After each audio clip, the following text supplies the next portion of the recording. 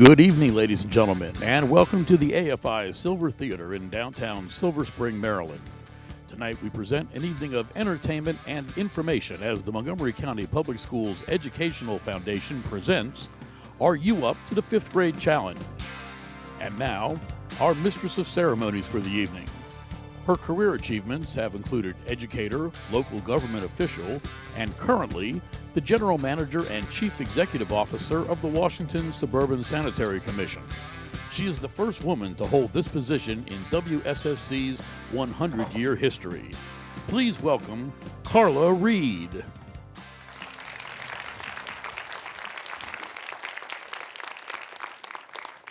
Good evening and welcome to Are You Up to the Fifth Grade Challenge?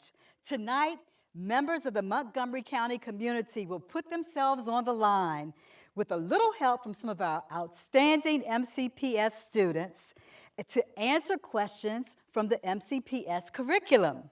Together, they will earn grant money from the MCPS Educational Foundation for deserving schools in our county up to $16,000.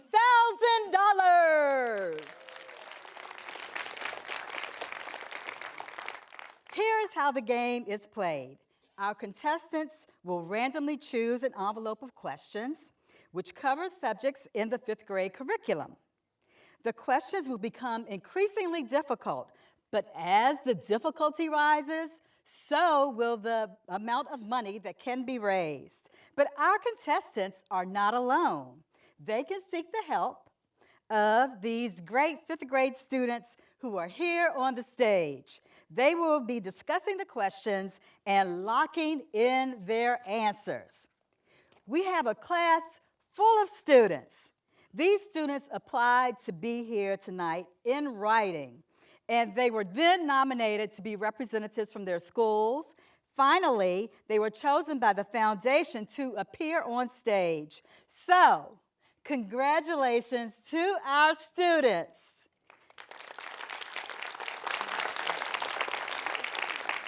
But of course, every class needs a teacher. And we have an excellent representative of our school system to fill that position, Mr. Noah Drill. Mr. Noah Drill is a fifth grade teacher at Garrett Park Elementary School. So please welcome to the stage, Mr. Noah Drill. Welcome. Thank you so much. I am so excited to be here, so excited to work with such an amazing group of students that represent so many of our MCPS schools. So we are so happy to have you, Mr. Drill. And so will you please introduce our class? Gladly. Please say your first name and also what school you go to.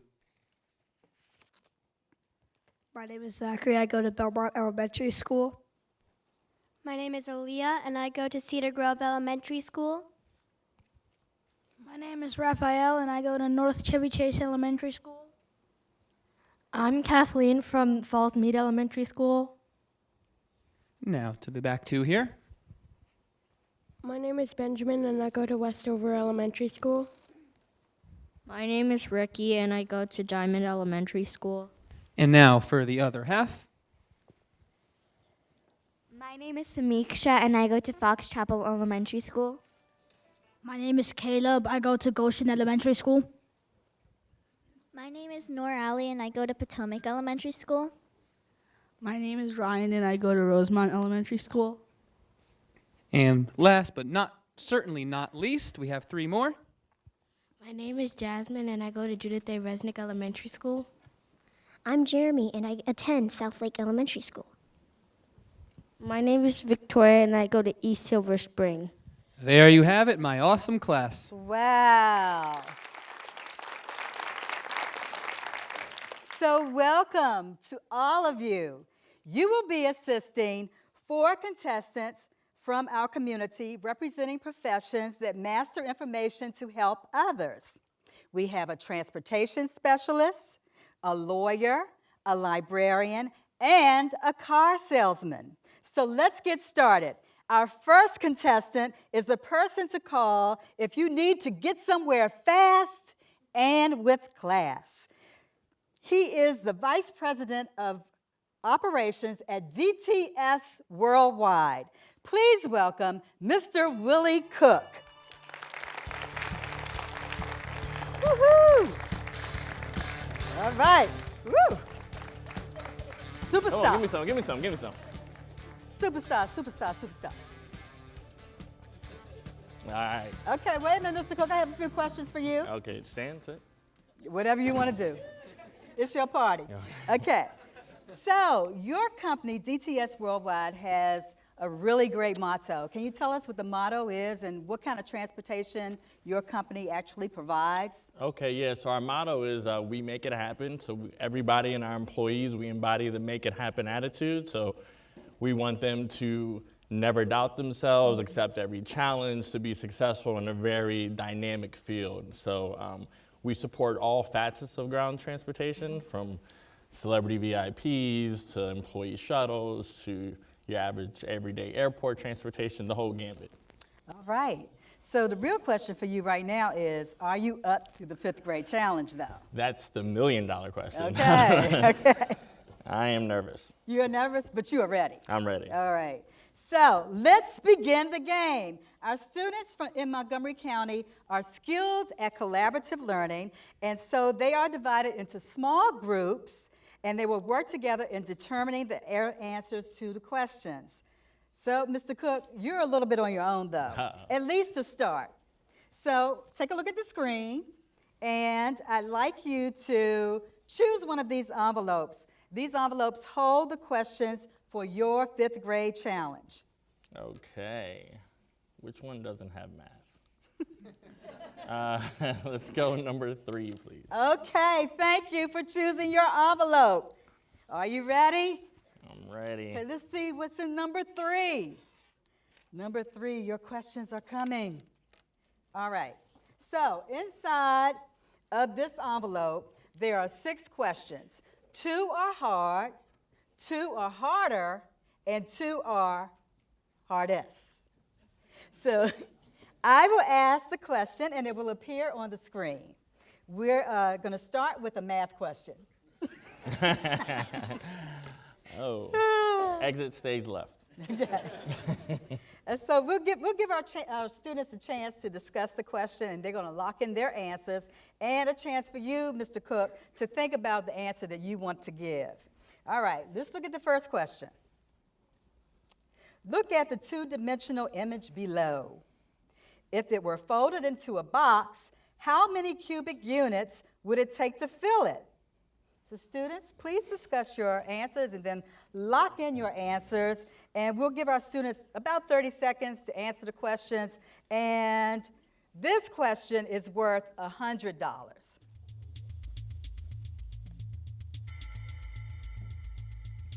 Okay, I see the brains working.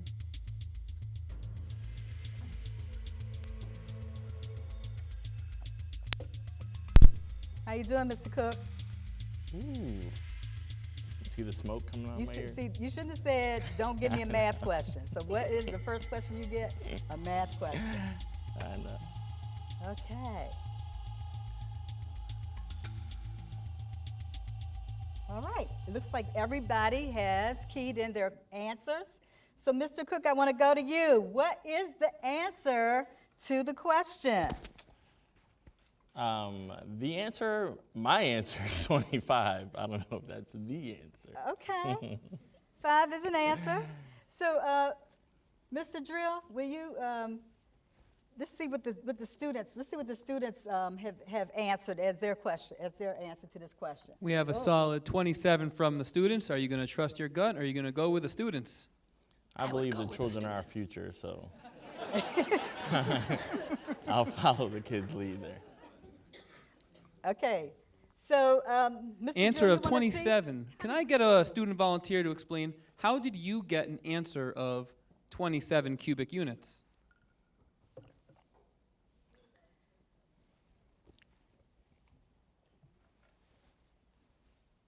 As you can see, in the middle square, there are 9 squares in total, and above it there are 6 rows. In 3 rows, I'm sorry. And then you can do 9 times 3 equals 27. So finding the base of 9 with 3 layers. Is there another way that someone thought of how to get this answer? What I did is I did length times width times height. The length was 3, the width was 3, and the height was 3. 3 times 3 times 3 is 27. 2 different ways to get the same answer. I would trust them. Yeah. Sounds like some great logic being used. So, Mr. Cook, would you like to change your answer? Yeah, I'm going to change my answer from 25 to 27. All right, so let's reveal the correct answer. What do you know? 27 cubic units. And this was the question package where every single question was math, right? Ah. All right, so let's move on to our second question, and it's also worth $100. This is a reading question. Identify all the sentences below which are examples of a simile. A, she laughs like a hyena. B, I have a million things to do today. C, you are as white as a ghost. Or D, the mop seems to dance across the dirty floor. Our students will have 30 seconds to lock in their answers.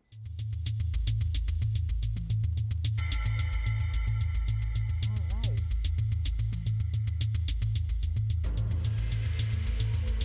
This is better, right, Mr. Cook? No math. I don't know. I can't read either. So. Not too strong in reading.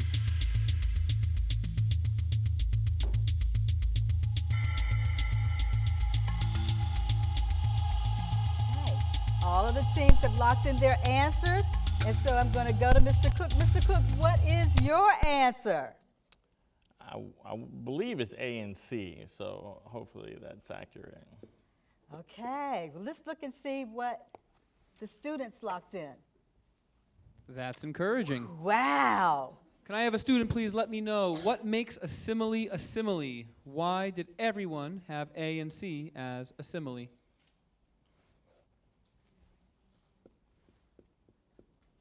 What do you think, Ricky? The definition of a simile is comparing two things using as and like. And for A and C, the first one is comparing the person's laugh to a hyena, so with like, so we can determine that that's a simile, and also the same rule applies to C. A very thorough answer. Yes.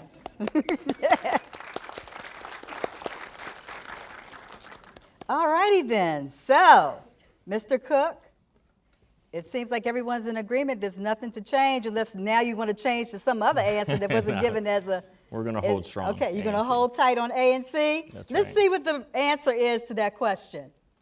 Right, it's A and C. Awesome.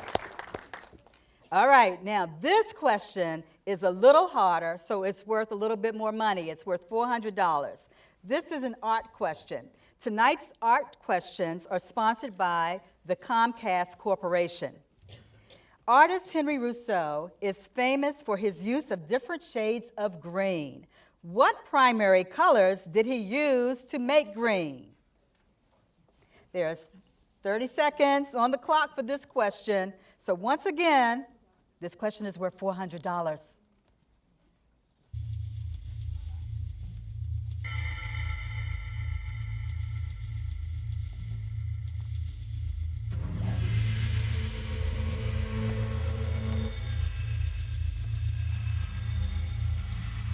Everybody locking in?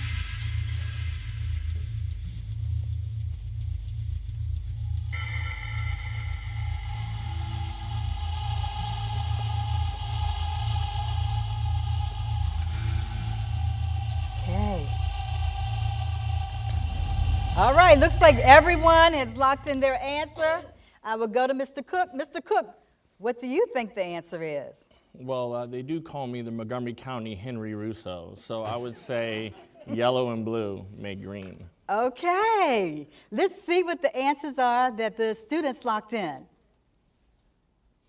Okay, we A lot have of blue and ways yellow. to say blue and yellow. Yeah, here we go.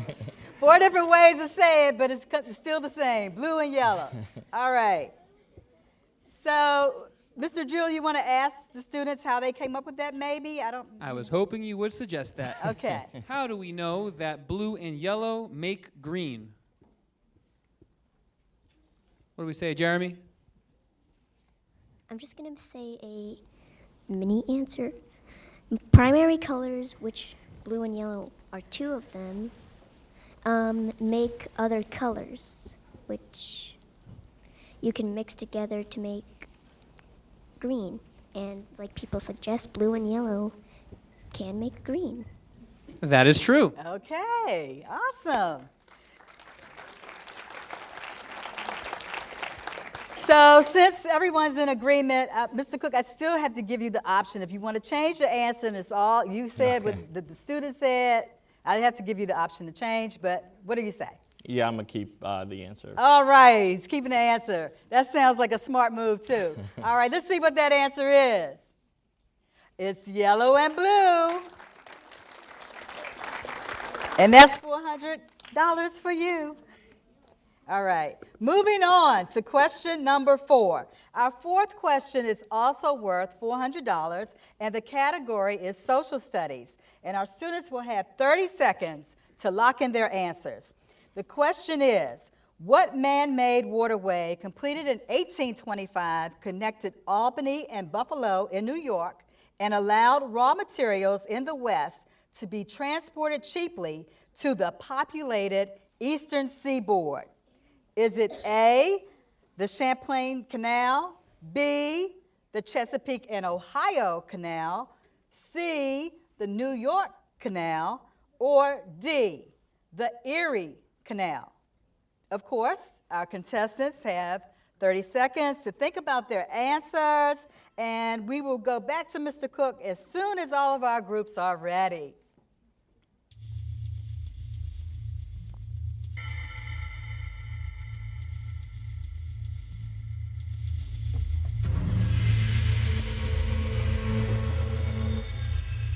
Okay, looks like everyone is locked in.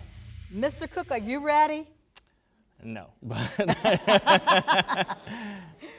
You might not be ready, but you'll Yeah. get ready as we go along. So what is your answer? I don't know. They lock those in pretty quickly. It makes me feel bad because I'm struggling here. I would say, let's go with A.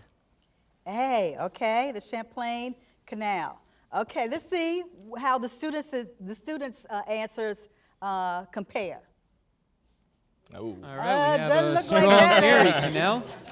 Can I please have a student explain what was the Erie Canal? How did you know that this was the Erie Canal?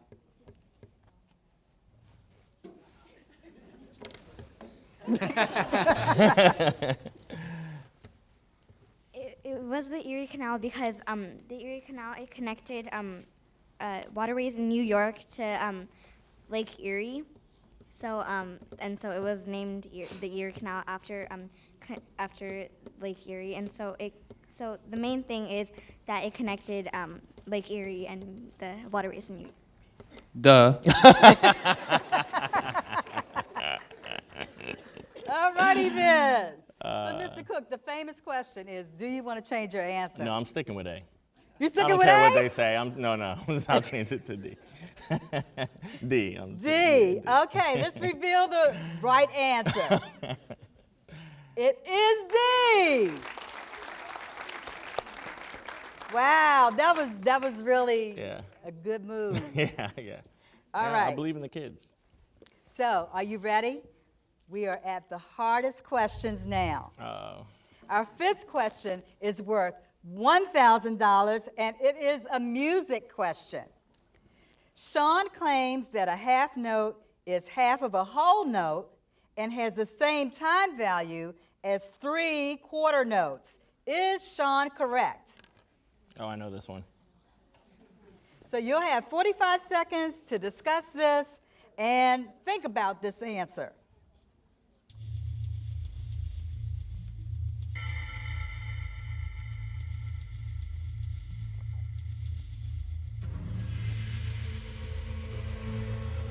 Okay, we have 2 groups locked in.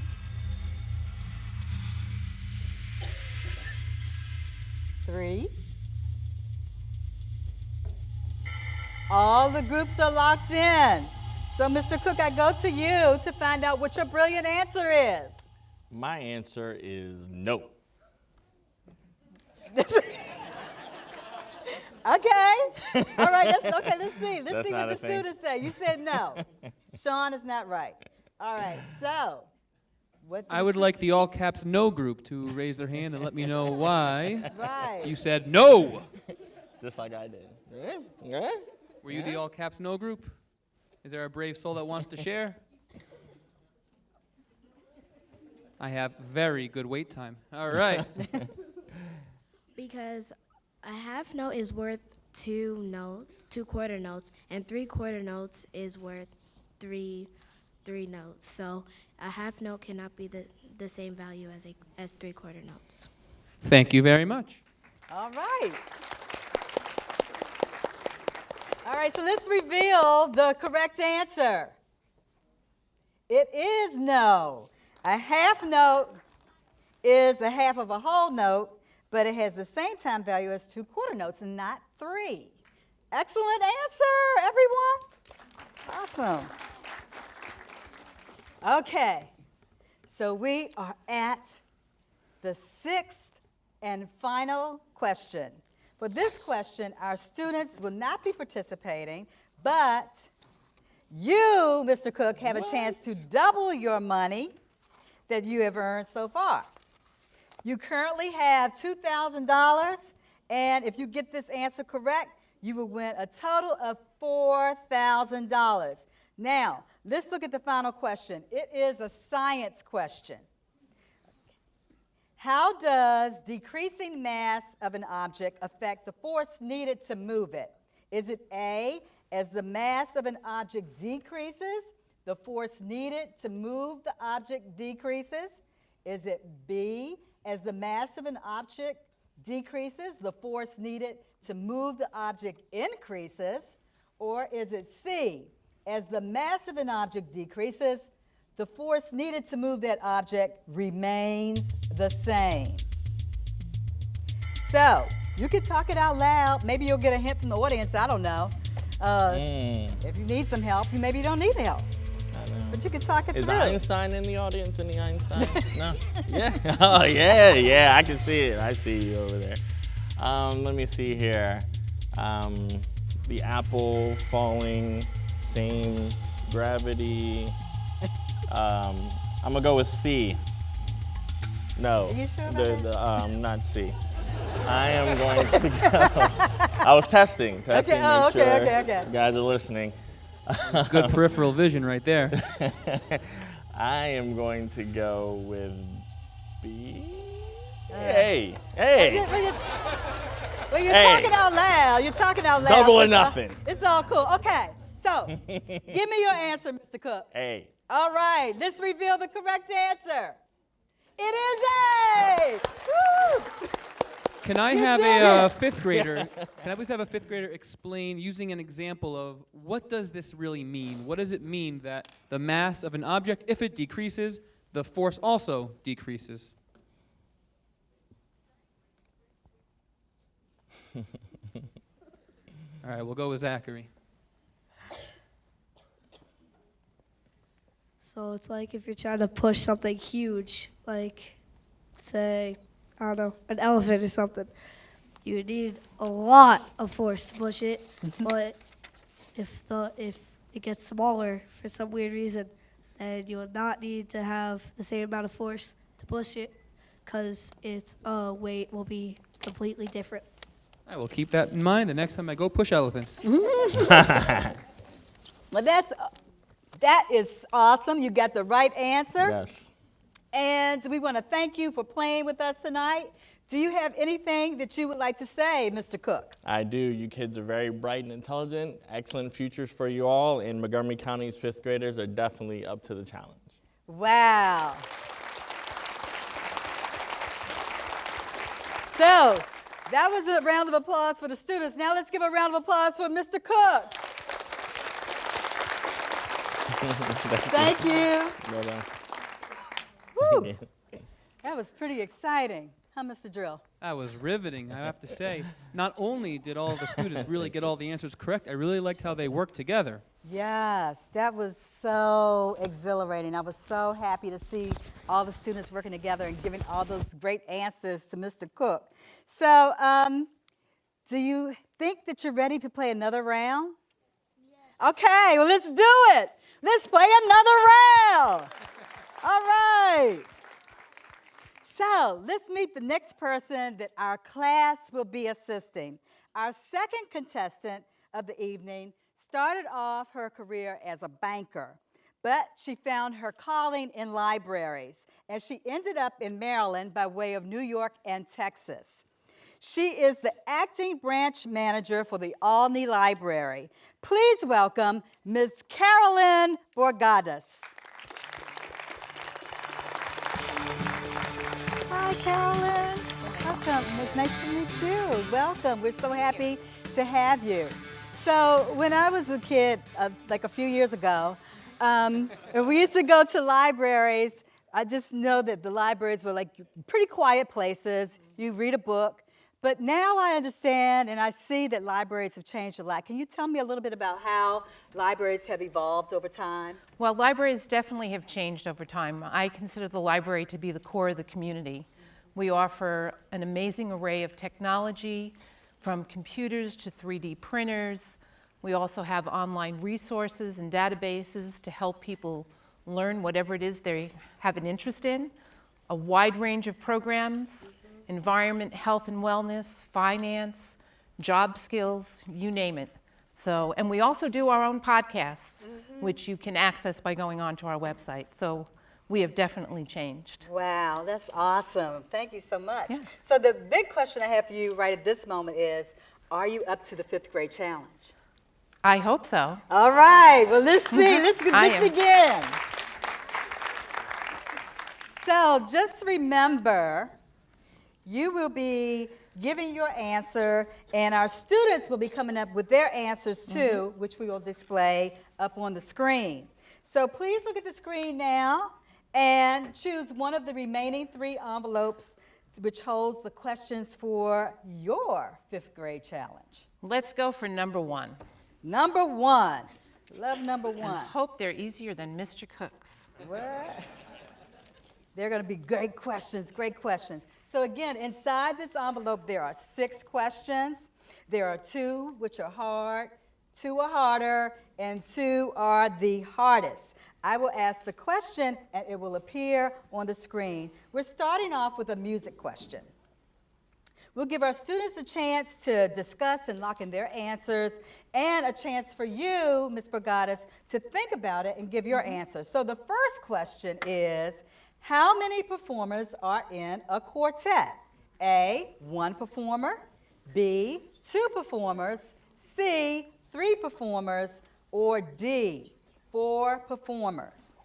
So students, please discuss and lock in your answers. We'll give the students about 30 seconds to do this, and this question is worth $100.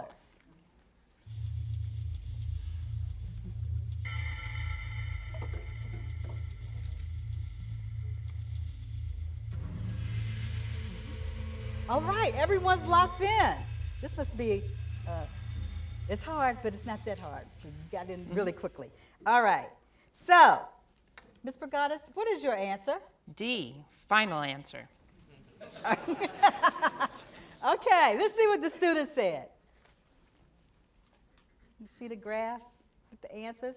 Ooh, it looks like they agreed with you. Can I ask a student to know what about the word quartet helps you know that it means 4 performers?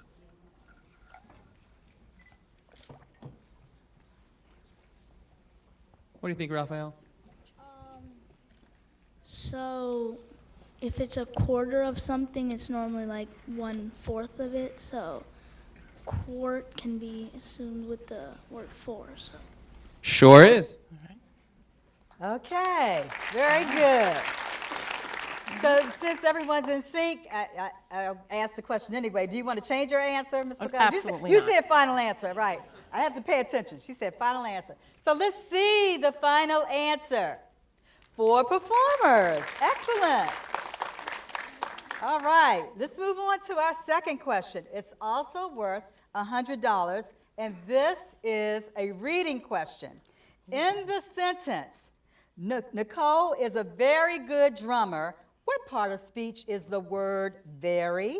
Is it A, a noun, B, an adjective, C, a verb, or D, an adverb? Our students have 30 seconds to lock in their answers.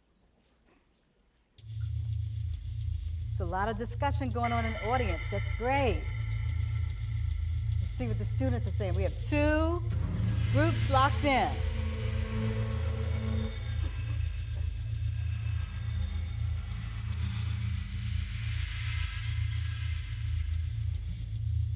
All right, all of our teams have locked in. I'm going to go to Ms. Burgadas. Ms. Burgadas, what is your answer? Well, it's been a long time since I've had an English class. I'm going to try B, adjective. Okay, adjective. Let's see what our students had to say. All right, they're split. Can we get one group that said adjective and then the group that said adverb to make your pitch about why you have the correct answer? Ricky, are you adjective or adverb? Adjective. Why do you think that it is an adjective? Because adjective describes a noun, and the noun here is that Jasmine, and she's a very good drummer. Okay, and the adverb group. Which one was the adverb group? Let's make a particularly strong pitch for adverb. We thought that it was the word very was describing the verb. All right. Okay. So, Ms. Burgadas, you said adjective. Do you want to change your answer based on the explanations you have heard? Well, I'm going to stick with adjective. They could be right about it being an adverb, but I'm going to stay with what I initially said. Okay. And if I'm wrong, I've just learned something new. Okay, but that's a healthy, good thing. Let's see what the answer is. It's There was adverb. learned something new. Got it right. That was a little bit maybe potentially tricky because very good is not the adjective. Good is the adjective. Right. Very makes it very good. Right. So Ricky, you did have a really good explanation there. I think maybe you were thinking of very good as what was describing it. Mm-hmm. So they changed the lady's name from Nicole to Nicole and Jasmine are both very good drummers. Nicole Jasmine. So that's I can read y'all. All right. So now we're ready to go to a question that is a little harder. It's worth $400, and it is a social studies question. Are we ready for that question? Let's see. What topic did the framers of the Constitution debate the most during the Constitutional Convention in 1787? Is it A, representation, B, who would lead the convention, C, if the Articles of Confederation needed to be abandoned, or D, the need for a Bill of Rights? So I'm going to give you 30 seconds. It's on the clock, and the clock is ticking to answer this question. So once again, the question is worth $400.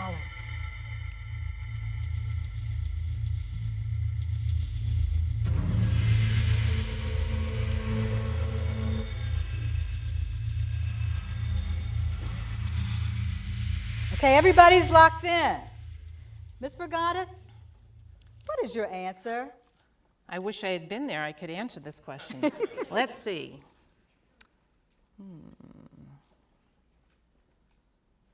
I'm going to try D, the need for a Bill of Rights. Okay, well, let's see what the students said. All right, what did the students say? Let's see. Okay, some said C and some said D. Ooh, okay. Can I hear from a group that said C?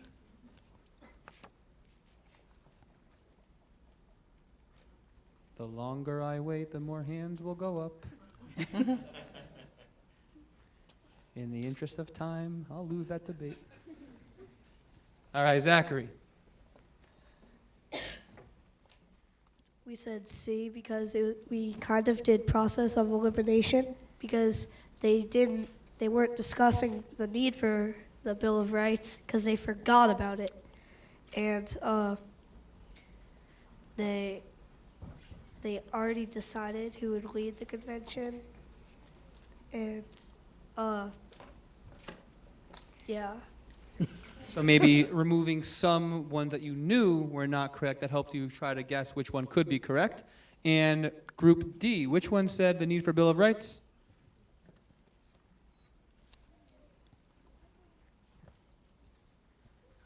Well, the Bill of Rights was very much debated because they still had to decide a lot, like whether or not they should create a Bill of Rights for the Constitution. All right. All righty then. Are y'all ready to see what the actual answer is? Okay, well, first let me ask Ms. Borgadas if she wants to change her answer. No. Okay. I don't know. Maybe I should, but maybe I'll go with C this time. Okay, all right, well, let's take a look. Audience, what do you think? I'm hearing some students maybe giving a potentially different answer. Is it okay if we get a third opinion? Okay. There was someone saying A. I want to hear from that person. Can I please hear someone that was saying A? Ah. Okay. So, Ms. Borgadas. We will find out. Somebody was saying A in a very strong voice. Do you want to stick with your answer? Oh, representation? It could be that too. I mean, this is a really tough question, okay? And I'm not nervous about it. I don't know the answer. I'll go with A. Why not? Okay, well. No? No, then should I stick with C? All right, I'll stick with C. All right, okay, well, let's reveal the right answer. Okay. Let's reveal the right answer. It's A. The reason that the answer is A is because at the Constitutional Convention, a lot of the states were worried about, well, how much power, how much influence will we get to have? That's how we have the compromise where every single state in one house gets 2 votes, so everyone is the same. But then the House of Representatives, bigger states get more representatives. I'm going to have to go back to school. Anyway. I guess I better start in 5th grade. All right, let's move on to the next question. Okay, we have more help there. We're going to our 4th question, and it's also worth $400. The category is math, and our students will have 30 seconds to lock in their answers. Okay. All right, let's see the 4th question. All right, there's Jasmine. Okay. So Jasmine measured the growth of a sunflower. In week 1, it grew 2.5 inches. In week 2, it grew 2 3/4 inches. In week 3, it grew a whopping 3 1/4 inches. So how much did the sunflower grow over all 3 weeks? Jasmine is a very good plant grower. Yes.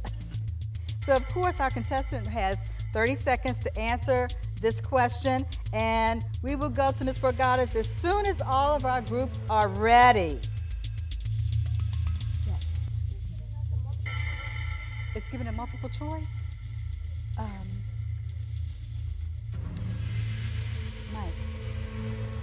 Might be a technical thing happening with it. Right, it's not. We might need to rework this. They're getting multiple choices. Maybe we can have each group share what their answer is to the microphone. Right, that'd be great. So just press any random letter just to move this along.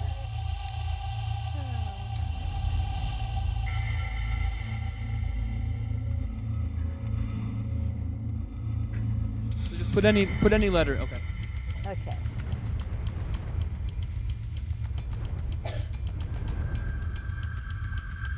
All right, so Mr. Drill, can you go around and ask the different groups of students what, well, first of all, let me get the contestants' answer. What's your answer, Ms. Borgadas? So I guess I need clarification here. Are you saying it grew 2.5, 2 3/4, and then 3 1/4, like where? Yes. Okay. Then I have 8.5. Okay, awesome. So let's So see we're what the gonna go students got. table by table. I want an answer and also the process you use to get that answer. I'm interested if you use similar processes or different processes. I'm going to go to every single table. So we also got 8.5. What I did was I converted 2.5 to 2 2/4, so there would be like denominators. Then first I added the whole numbers, then I added the fractions, and I got 8.5. Well, you actually wrote 8 2/4 there. Can you explain to me why is 8 2/4 the same thing as 8 1/2? Because 2/4, if you convert it, it's equivalent to 1/2. Very nice. And over here, what do we have over here? Yes, were you wanting to go? Wonderful. We also got 8.5. So first, I converted 1/2 to 2/4, and I added all of the fractions together first, and I got 6/4 that I simplified to 1 2/4. Then I added all the whole numbers, which I got 7, and then I added the whole numbers and what I had gotten from the fractions, and I got 8 1/2. So you took all the fraction pieces, put them together, took all the whole numbers, put them together, and then all in all, 8.5. You're looking pretty good so far. Somebody in this group, what'd you guys get? All right. We also got 8 1/2. What I did was I added 2 3/4 to 3 1/4, which equals 6, and then I added 2 1/2 to 6, which equals 8 1/2. You also showed your work very nicely. And over here, what'd you guys get? They got 8.5. How come? Because 2.5 plus, 2 1/4 plus 3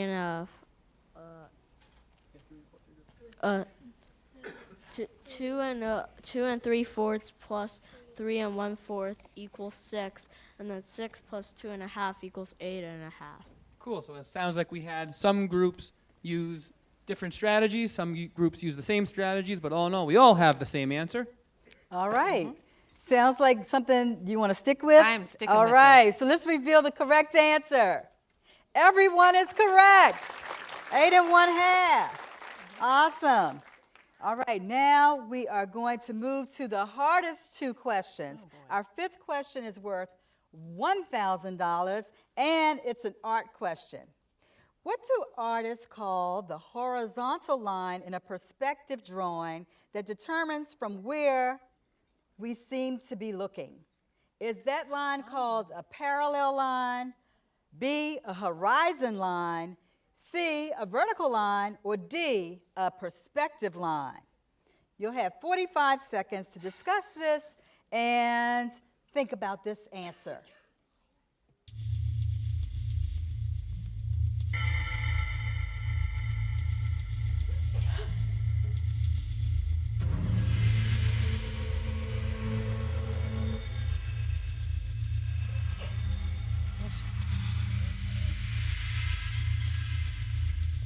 All right, all the groups have locked in their answers, and I will go to Ms. Burgadas. Ms. Burgadas, what is your answer?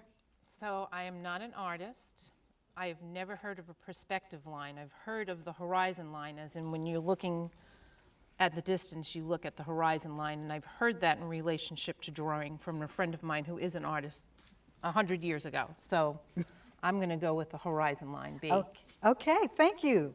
All right, let's see how our students answered that question. What are the answers? Okay. We got a 50-50 split here. Yes. Can I get one group that said horizon line to please raise your hand and share why you said horizon line?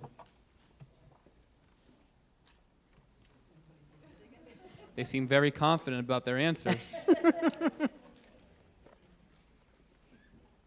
Thank you. So I think it's a horizon line because, well, it's where we're looking. So I don't think that would like necessarily be like a parallel line because I don't see like two lines that are like parallel to each other, and I don't really see a vertical line either. And I wouldn't think it would be a perspective line. So like I just used the elimination process, and then I got the horizon line. Very nice. In a group that said perspective line? Yes, sir? The horizon line is the line which the imaginary line from a drawing that where the sun meets the earth. And this is kind of weird, but it says perspective. So we just said perspective line. I see it's kind of tricky because in the question it says both the words perspective and horizon. Uh-huh. So, I turn back to you, Ms. Burgadas. Do you want to stick with that really great answer that you gave? I do. Or do you want to change your answer? Horizon line. All right, let's see what the answer actually is. It is the horizon line. Yes. All right. So, we're now at the point of the sixth and final question. For this question, our students will not be participating, but you have a chance to double the money you have earned so far. You have currently earned $1,500, and so if you get the answer correct, you will win $3,000. So let's look at the final question. It's a science question. Oh, boy. Which of these items below is an example of kinetic energy? Is it A, a person walking, B, a coiled spring, C, a raised weight, or D, a charged battery? Ms. Burgadas, you could talk it out. You might get some hints if you talk it out. Well, I don't think it's a charged battery, so I'm going to get rid of that. And I don't think it's a coiled spring. I think it's a person walking. I think it's something having to do with motion. So I'm going to say it's A.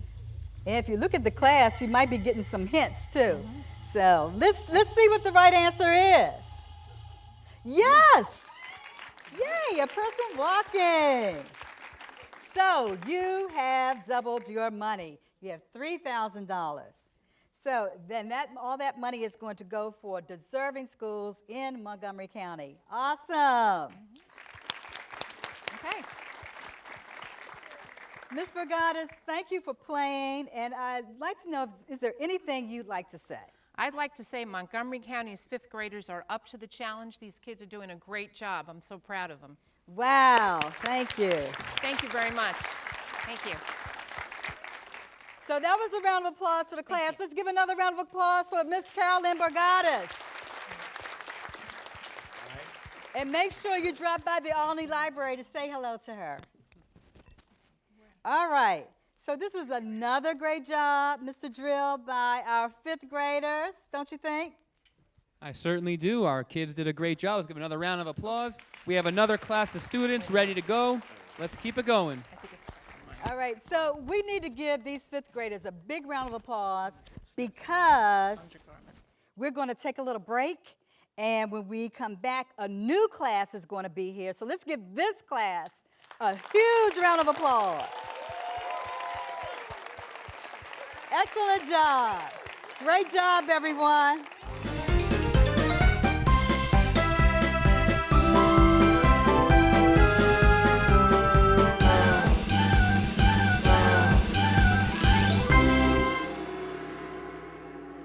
Round three is here. So as you can see, we have a brand new class. And so, Mr. Drill, would you mind introducing us to the class? I wouldn't mind at all. Please say your name and what school you go to. My name is Eden. I go to Westover Elementary School. My name is Noah. I go to Cannon Road Elementary. It's a great name, Noah. I'm a Noah too. My name is Anna. I go to Belmont Elementary School. My name is Jenna. I go to Goshen Elementary School. My name is Kevin. I go to Dr. Sally K. Wright Elementary School.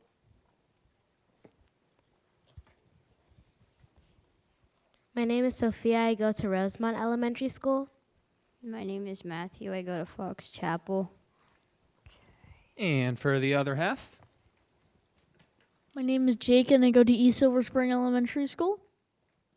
My name is Alessandra, and I go to Darnestown Elementary School.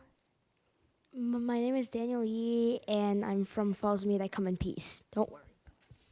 That's good that you said that. Now I'm no longer worried.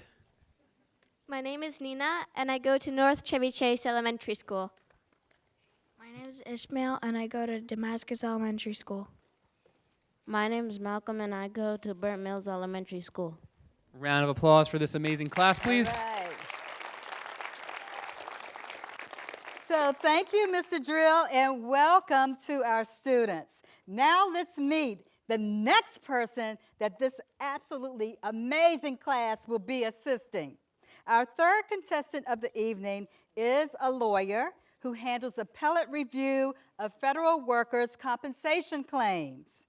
She recently received a great honor as she was admitted to the U.S. Supreme Court Bar. Please welcome to the stage, Luana Dean Barber, Esquire.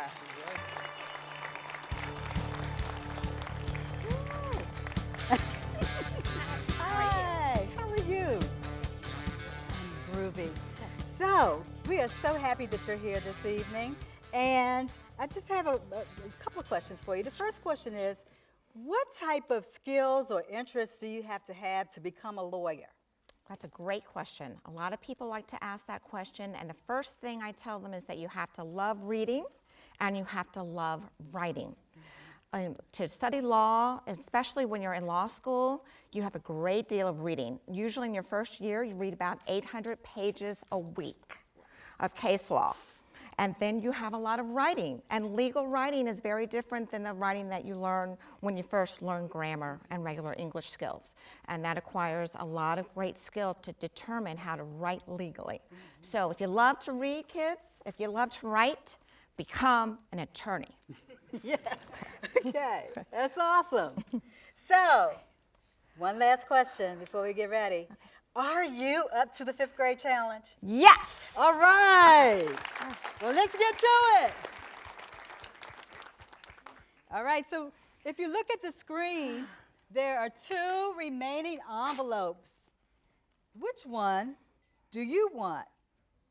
May I please have envelope number 2? You can have whatever you want. Yes, number 2. We'll give you number 2.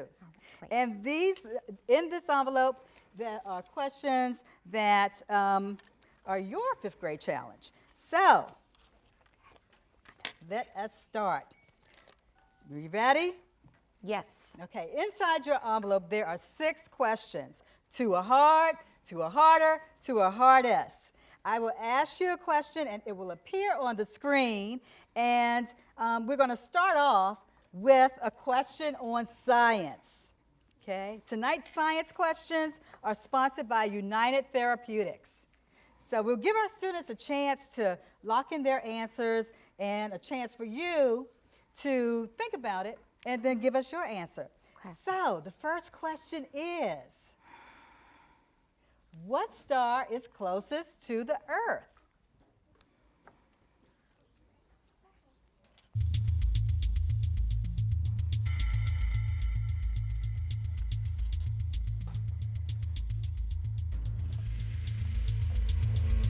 There's no multiple choice on this one? No, it's kind of like, what do you know? And that's then fine. That's fine. Okay, it looks like everyone has locked in their answer. So I'll go to you, Ms. Dean Barber, to tell us, what is your answer? Well, my answer will be the sun. Okay, let's see what our students said. That sounds like a good answer. Let's see what our students said. Sun, the sun, the sun. Can I have one student please tell me, why is it the sun? What do you say, Anna? I think the answer is the sun because all the stars in the galaxy are small when we look up at the sky, except for the sun, which is bigger, which means it's closest to Earth. Exactly, and even though actually some of those stars may be way bigger than our sun, because our sun is closer to us, it certainly is more massive looking to us from here than any other star. Exactly right. I mean, maybe right. Well, maybe it's exactly right. So let's see. Do you want to change your answer? Always, I always have to give you an opportunity to change your answer, Certainly. even though everybody's in agreement. Okay. No, I'm going to stick with the sun. All right, let's stick with it. What is the actual answer? It's the sun. Okay, that question was worth $100. That's awesome. All right. Okay, let's move to our second question, and it's also worth $100. This is an art question. True or false? Alexander Calder achieves balance in his mobile entitled Lobster Trap and Fishtail using symmetrical balance. Is that true or false? And our students have 30 seconds to lock in their answers.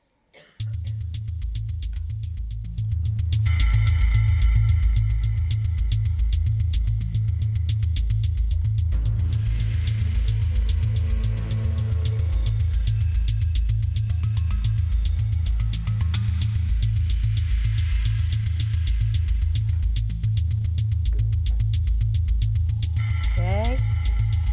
Just waiting on 2 more groups to lock in their answers.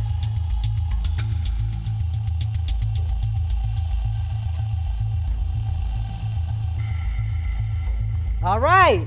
It looks like everyone has locked in their answer. So, Ms. Dean Barber, we go to you.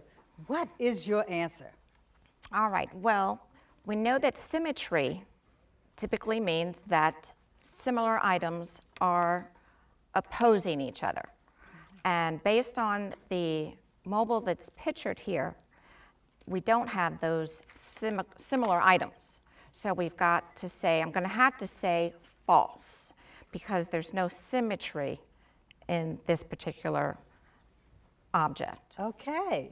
So let's check in with the students to see what those answers are that the students locked in. And we have some saying true and some saying false. Can you help us process that, Mr. Drill? Gladly. Can I have a student who believes that this has no symmetry and wants to add on to the wonderful answer that we already heard? Not to give any clues away.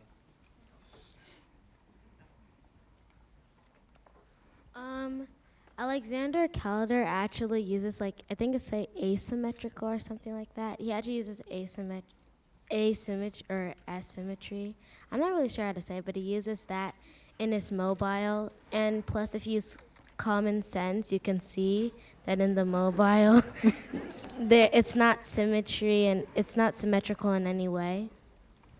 A solid answer, a humorous answer, and you did pronounce it correctly. Is there someone here that believes that this is symmetrical that wants to share? Perhaps that was, perhaps we don't have to point fingers. I think we can hold on that. Okay. Sounds like, what do you want to do, Ms. Dean Barber? You want to keep your answer of false? Yes, ma'am. I'm going to keep my answer as false. Okay, well, let's reveal what the actual answer is. It is false. Yay.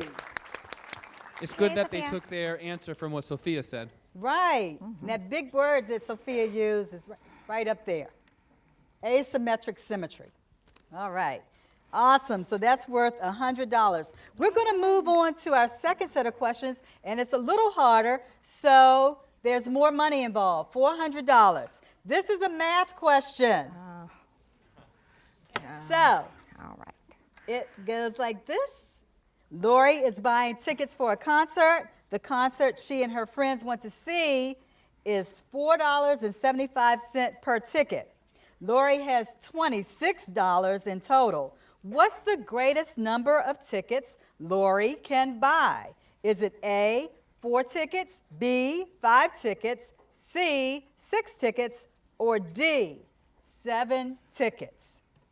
There are 30 seconds on the clock. The clock is ticking for this question.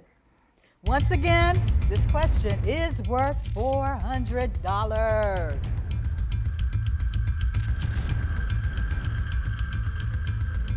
Our whole audience is getting to test their mental math skills right now. Yes.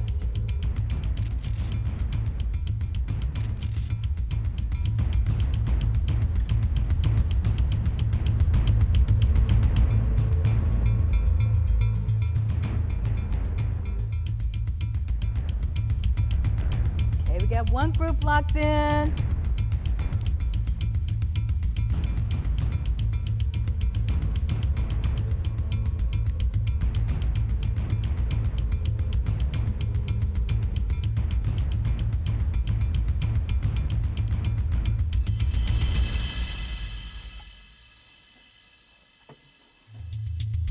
Okay, music is ticking. Well, the clock is ticking.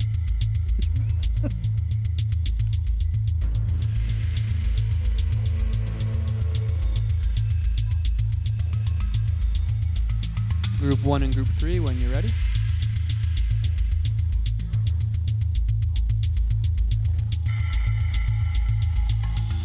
Miss Dean Barber's still writing too, I'm still so working. Oh.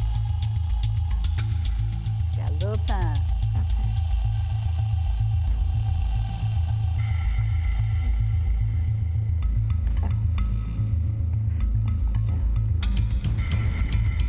I'm carrying the 1.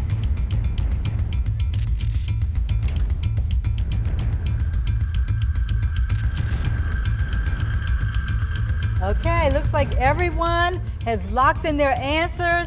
And so now I want to turn to Miss Dean Barber. What is your answer? Is it A, B, C, or D?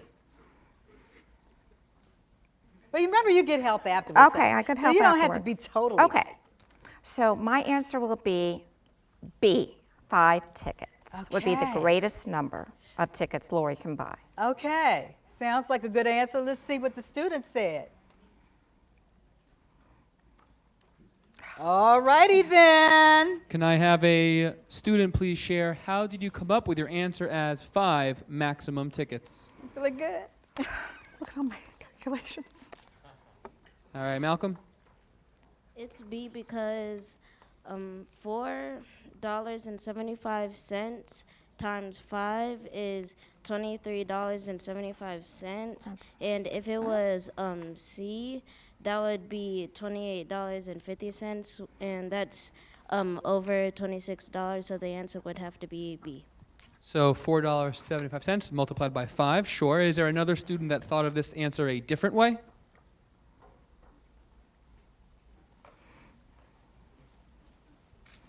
All right, Jake?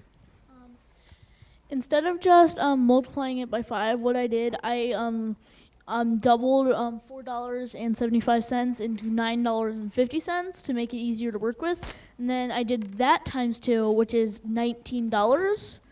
And that would mean that would be 4. $4.75 is roughly $5.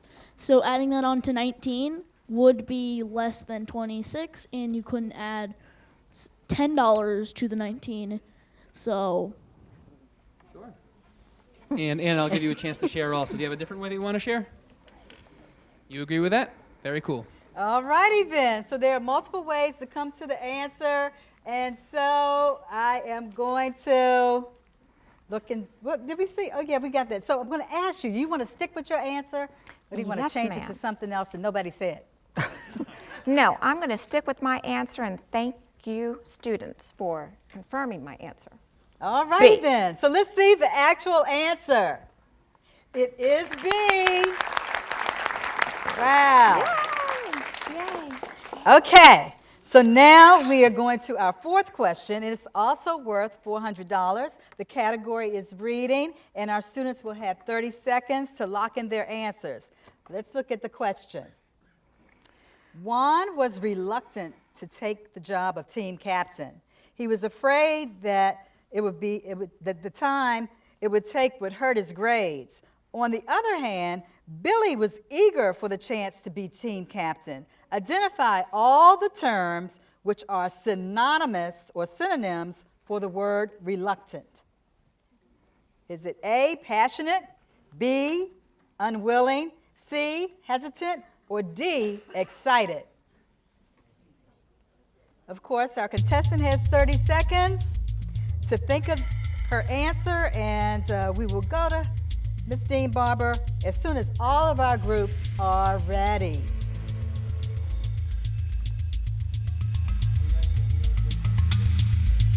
We'll go to each group because it does say identify all of the terms, which implies more than one is possible. And I believe this is a select only one. So I'll go to each table group and you'll let me know which are all that you think. Oh, it is select 2. Then I take that all back. Okay.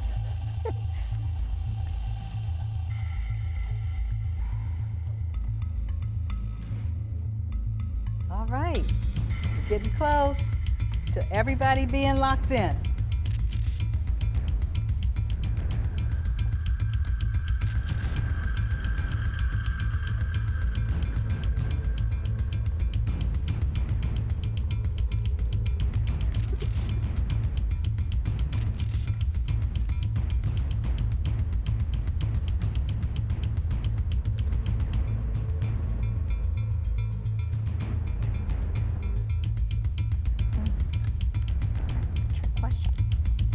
Alrighty then, now everyone is locked in. We will turn to Ms. Dean Barber. What is your answer, or what are your answers? Okay. Well, you know, initially, this was a little tricky because, well, synonym, as we know, is a word that means the same thing. And so I excluded passionate and excited. And initially, I thought of both, B and C, unwilling and hesitant. However, I've since changed my answer to C only, and that would be hesitant. Because if you're reluctant, it doesn't mean you don't want to do the job. It means you have a hesitancy or an apprehension. So I would think that unwilling would not be a synonym for reluctant. So my answer, semifinal, is C, hesitant. Okay, let's see what the students said. All right. They said they B said and both. C. That's All what I of them said. said B and C. All of And there are two answers. And they're very smart. They're all very smart. Yes. Okay. May I hear some persuasion? Well, I think you persuaded me. I think that, well, definitely, why is it definitely C? I think that, well, we'll hear what the students have to say.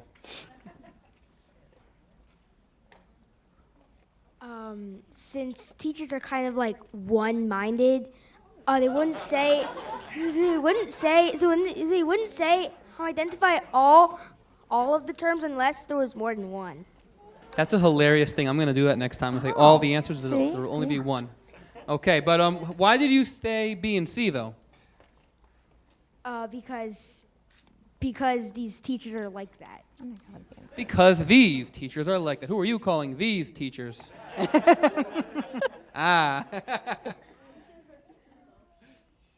Okay. So, Ms. Dean Barber, do you want to change your answer?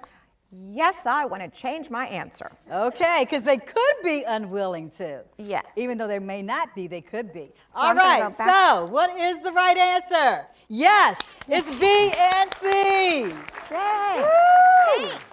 That's awesome. Yay. More money, more money, more money. Woo, yes, more money, more money. So we are now at the point where we're asking the two hardest questions. The fifth question is worth $1,000, and it's a social studies question. All right, let's see what that question is. It's up on the screen. According to the Declaration of Independence, the natural unalienable rights include all except which of the following? A, property, B, liberty, C, life, or D, the pursuit of happiness. So you'll have 45 seconds to discuss and think about this one. Yeah, got our thinking music. Yeah.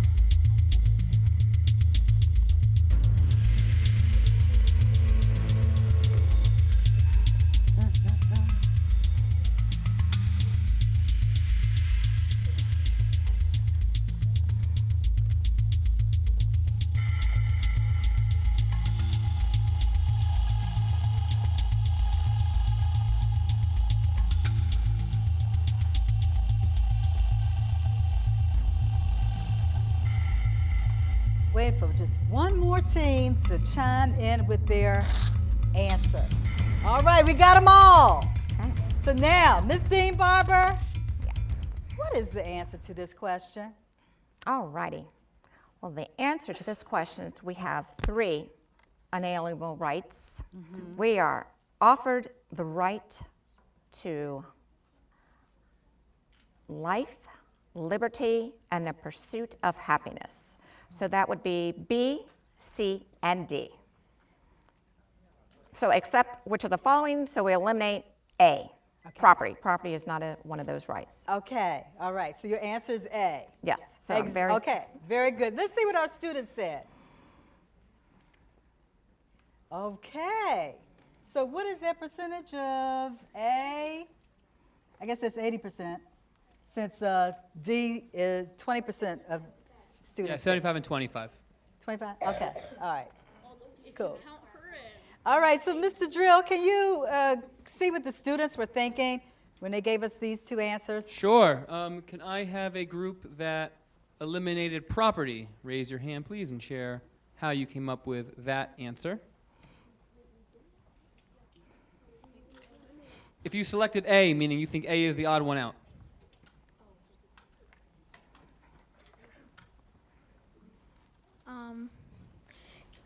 It's A because all the other ones my teacher said when she was explaining it. What's the name of your teacher when she was explaining it? Moxley. Good job, Miss Moxley. Okie dokie. So let us turn to Miss Barbara Lee. I'm sorry, Miss Dean Barber. No problem. So what do you think? Do you want to stick with your answer of A, or do you want to change to D? I'm going to have to stick with my answer of A. Okay. All right, well, let's see what it is. What it is. It is A, property. How many? I'm glad you stuck with that.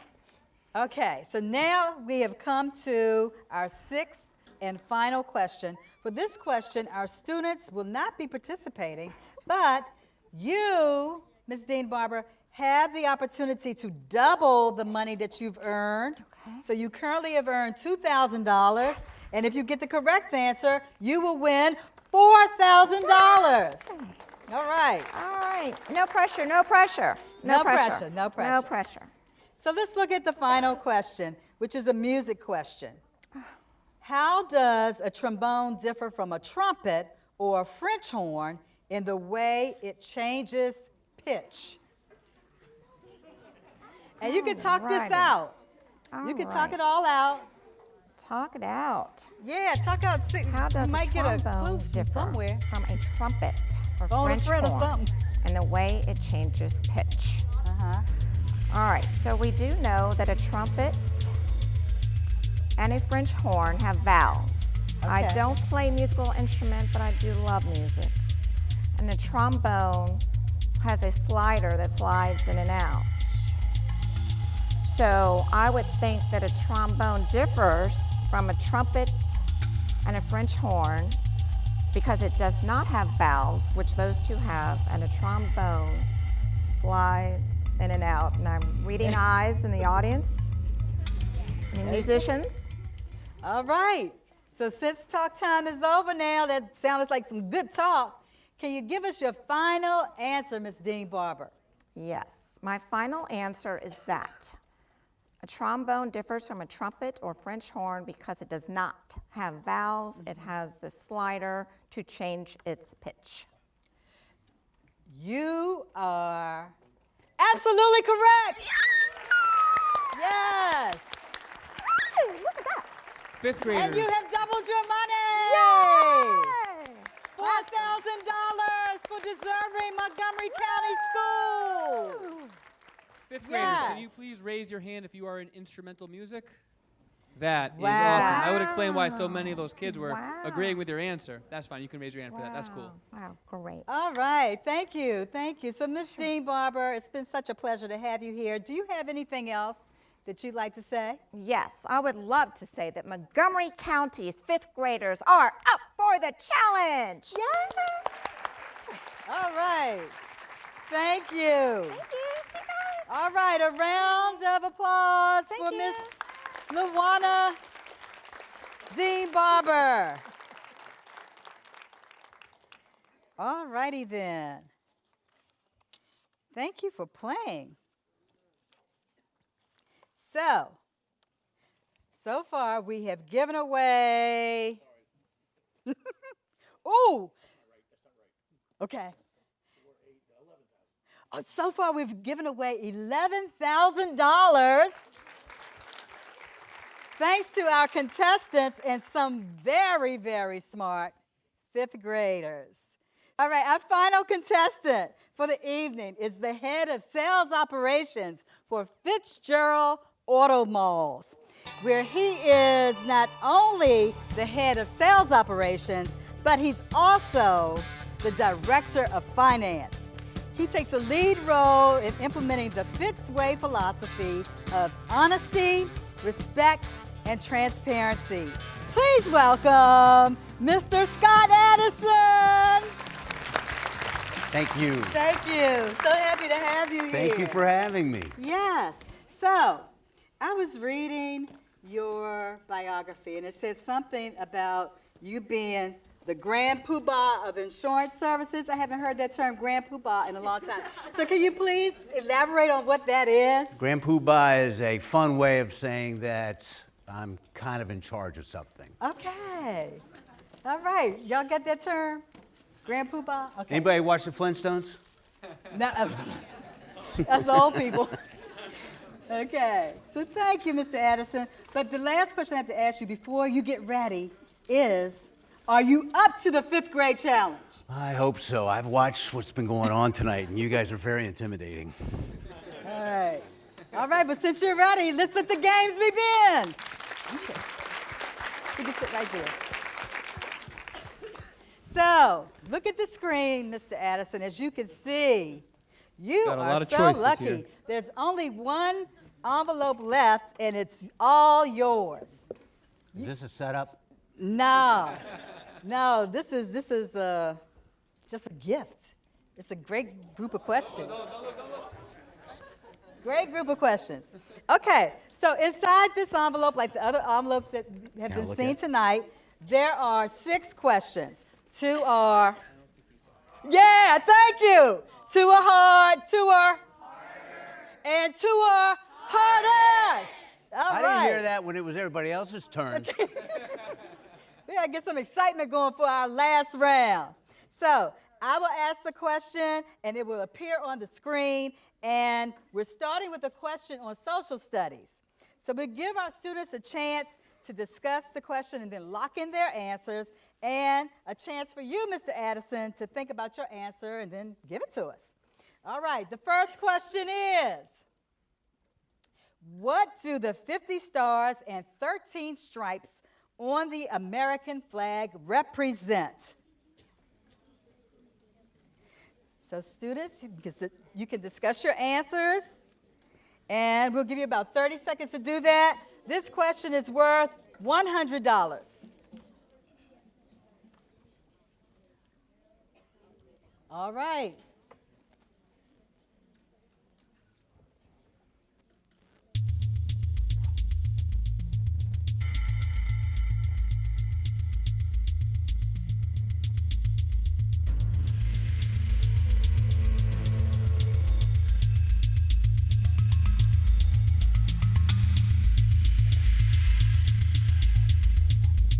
Locking in answers? Okay. Those 30 seconds are going to go by. Okay, got one team in.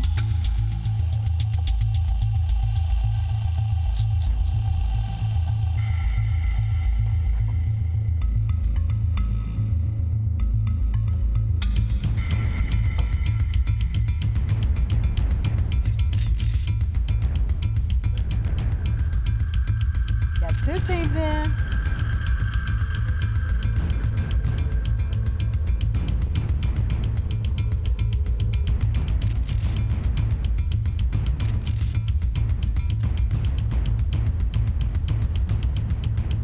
You almost ready, Mr. Addison? I think so. They're making me nervous. They are? Is it that hard? They're going to help you if you need it, though. They'll come in handy. Okay. All right, so everyone has locked in their answers. So, Mr. Addison, what is your answer? Well, if I add 13 to 50 stars and divide by... No, that's not it. I'm going to go 50 stars representing one of each of the states and the 13 stripes representing the original colonies. Okay, let's see what the students had to say. What answers did they lock in?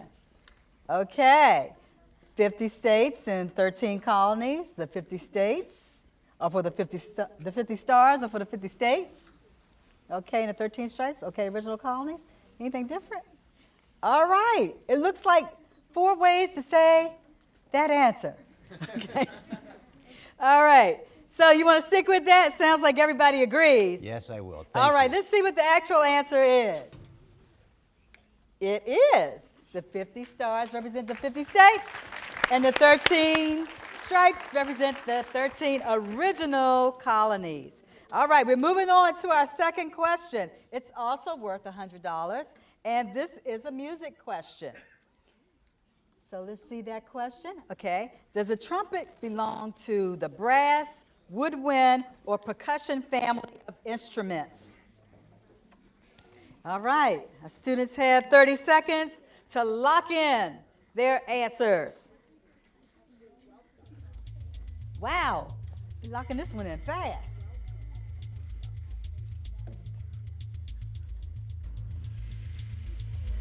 Okay, everybody's in. We can go to Mr. Addison now. He's going to give us his answer.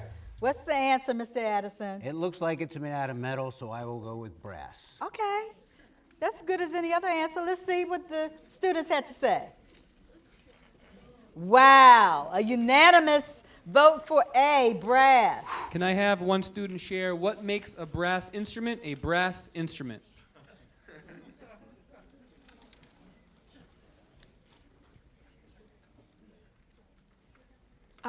First, a brass instrument is it's pretty much a woodwind instrument, except it's made of metal.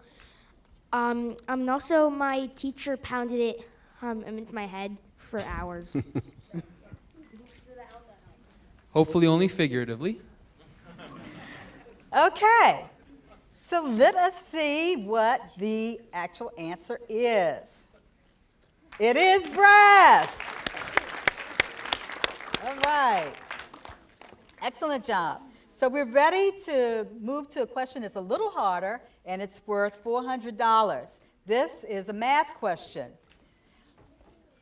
All right. Miranda bought a candy bar. She ate 1/3 and gave the rest to her sister, Michelle. Michelle ate 1/2 of what was left and gave the rest to her friend Francisco. Francisco finished the candy bar. What fraction of the whole candy did Francisco eat? So we have 30 seconds on the clock for this question. And once again, this question is worth $400.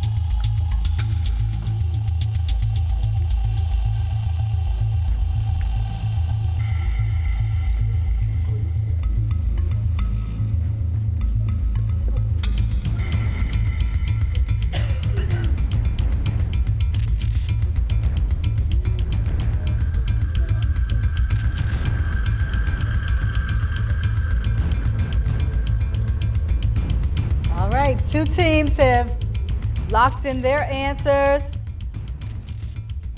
Oh, 3 teams. 1 more to go.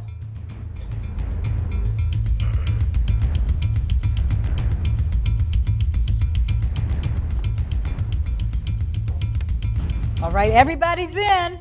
So we will see what Mr. Addison had to say. Mr. Addison, what's your answer? It's advanced math. I'm stuck on this one. I'm going to need some help on this, guys.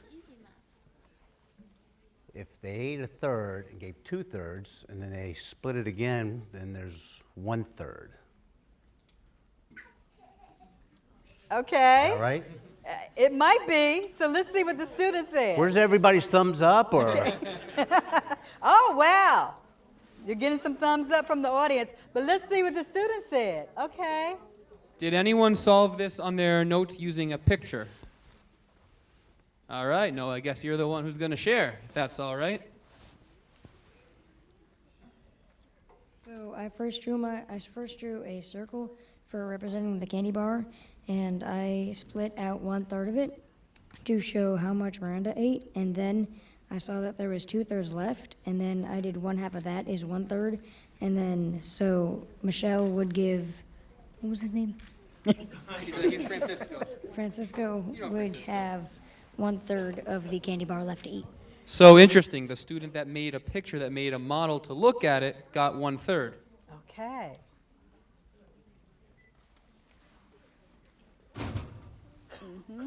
I think that sounds like a great answer. You think that's a great answer? So does that mean you want to stick with your answer, or do you want to go to 1/6? I'm 1/6 or 1/3? 1/3. Okay, well, let's reveal. Thanks, guys. Let's reveal the correct answer. It's 1/3.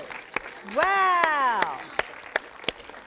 Great Especially job. when there's a lot of words, it's always a really good idea to write down so it's not a whole bunch of words, but you can see it. That's a very good strategy. Nice job there, Noah.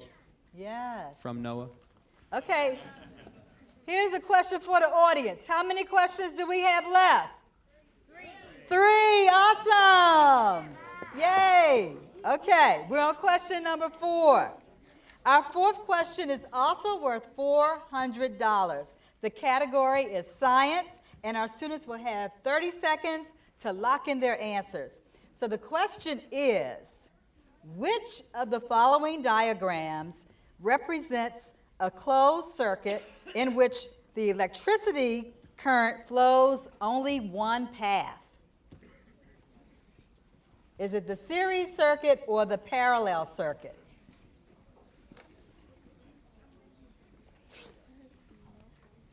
Of course, our contestant, the handsome Mr. Addison, has 30 seconds to answer the question, and we will give him the answer as soon as, or get his answer as soon as the groups plug their answer in.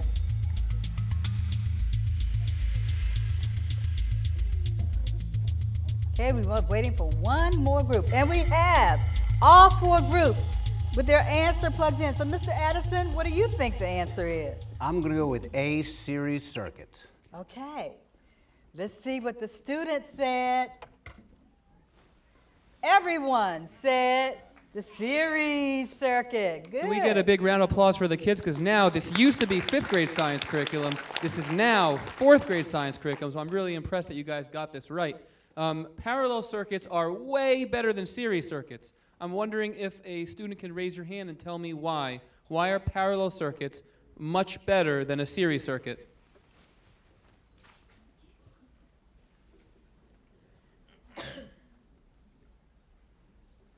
What do we think, Jake, who said this was not fair, this was not in the curriculum, and he was right? Okay, so I think it's because when I look at the parallel circuit, I see 2 lines going, one on the, for each buzzy thing. I don't know what it's called, light bulb. It looks like light bulbs. So they have one line heading energy to the top half, and the other line heading energy to the bottom half. While in the series circuit, all the energy is on the top half. Interesting way of thinking of it. In a series circuit, if one thing goes wrong, everything goes wrong. In a parallel circuit, one light bulb can go and the others will still be on. Wow, that's why he's the greatest 5th grade teacher out there. No. What an explanation. Thank you, Mr. Drill and students. So let's reveal the actual answer. Is it series or parallel? It is, in fact, the series circuit. Nice job. That's right. Okay. So now we are at the hardest 2 questions. Our 5th question is worth $1,000, and it is an art question. Let's see the question. Complementary colors are positioned opposite of each other on the color wheel. What is the complementary color of red? Is it A, green? Is it B, blue? Is it C, violet? Or D, orange?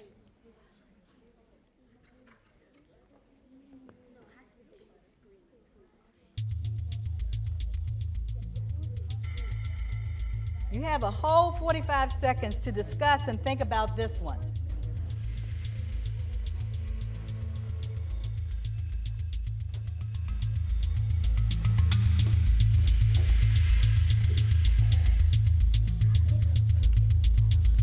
right, everybody's locked their answers in. So we can go to Mr. Addison. Mr. Addison, what do you say is the answer? A, B, C, or D? No idea, so this is just a guess. I'm going to go A, green. Okay. Well, let's see what our students said. Let's see if they can give you some help. All righty then. I guess they confirmed your guess. But let's see. Do we have any explanations we want to hear?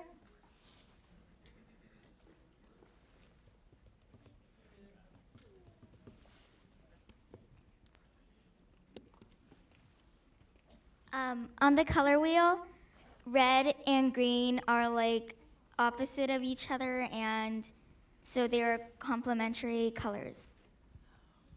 Fair enough. All righty then.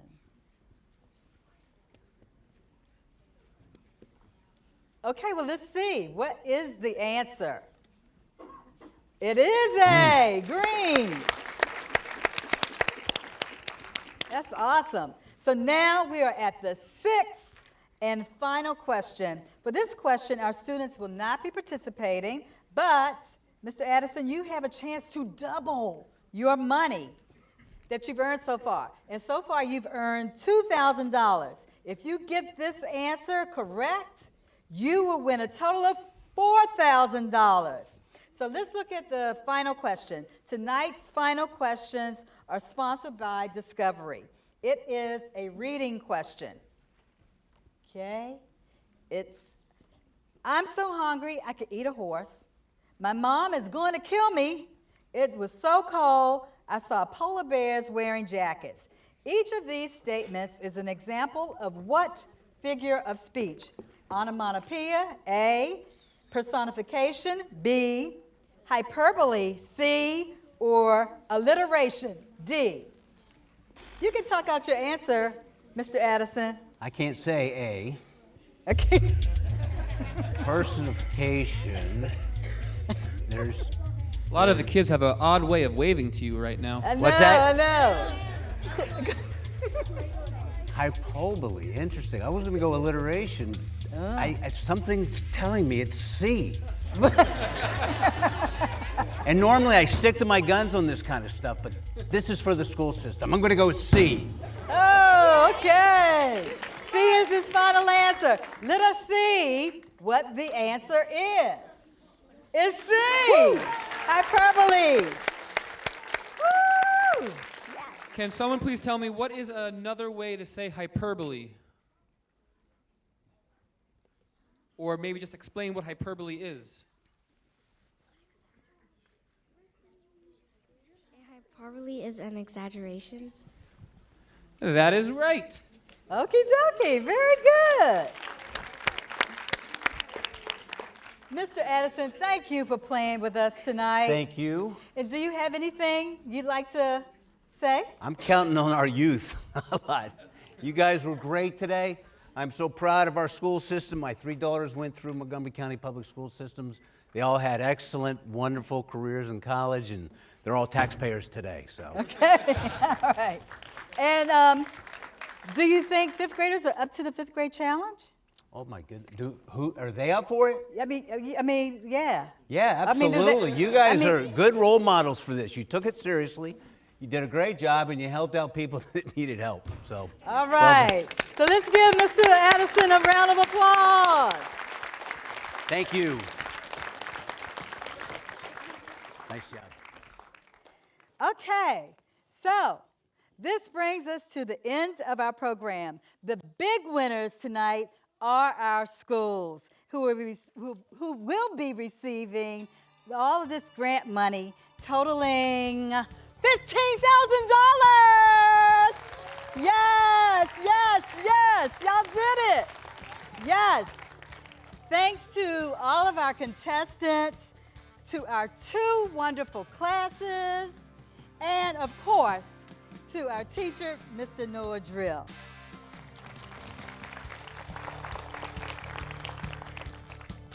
So, y'all gave a round of applause to everybody. That was good. So, Mr. Drill, do you have any closing words for us? I think all the students did great. Let's have a massive round of applause for our wonderful MC.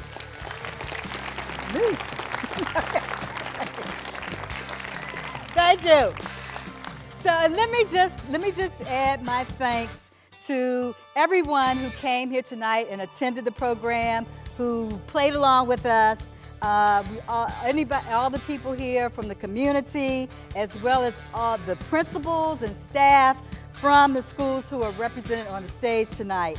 And yes, let's give them a round of applause. They get it everybody gets it tonight. Yes.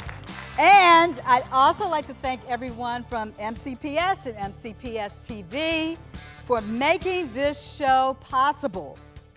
Yes. And let's thank our corporate partners that are contributors to MCPS Educational Foundation. And a final thanks to the staff here at the AFI Silver Theater in Silver Spring. Yay! Woohoo! And on behalf of the MCPS Educational Foundation, good night.